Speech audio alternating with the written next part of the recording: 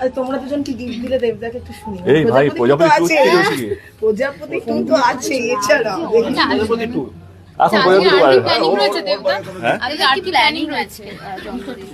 হ্যাঁ প্ল্যানিং বলে দাও।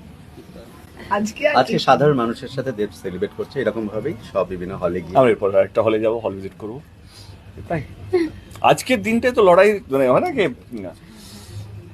প্রজাপতি টু না আমাদের কাছে একটা একটা একটা আবেগ, মানে 2 বছর ধরে একটা স্ক্রিপ্টের সঙ্গে থাকা মাঝে মাঝে না মনে হয় এত 2 বছর ধরে একটা স্ক্রিপ্ট নিয়ে থাকা উচিত না, কারণ যত সময় বাড়ে তার সঙ্গে আবেগও বাড়ে আর কি, তার সঙ্গে যন্ত্রণাও বাড়ে, তাকে যদি আমরা সেফলি ল্যান্ড যদি না করাতে পারি, সেফলি রিলিজ যদি না করাতে পারি।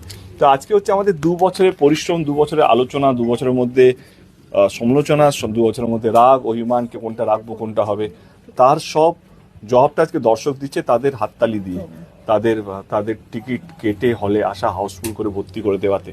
তো এইটা না আমাদের কাছে, আমরা এখন ওই আলোচনায় ঢুকতে হয়নি কে আমরা যে আমাদের তৃপ্তিটা শেয়ার করব। 2 দিন আগে কালকে অবধি আমরা লড়াই করেছি অন্যান্যদের সাথে, সকালে আমিও আজকে পুরো জন্মদিনটা শো হাউস হলে একটু তো শো বাড়াও, অন্য সবগুলো চলছে না, একটু একটু একটু কি করে হচ্ছে, জন্মদিনটা আজকে এটা করে গেলাম, কিন্তু এটাও ভালো, মানে আমি চাই সারা জীবন যেন জন্মদিন এরকমভাবেই কাটুক, সিনেমার মধ্যে কাটুক, সিনেমার দর্শকের সাথে কাটুক, এবং তোমাদের সাথে যেন প্রত্যেকটা বছর রিলিজের সময় দেখা হোক, এটাই তো চাওয়া।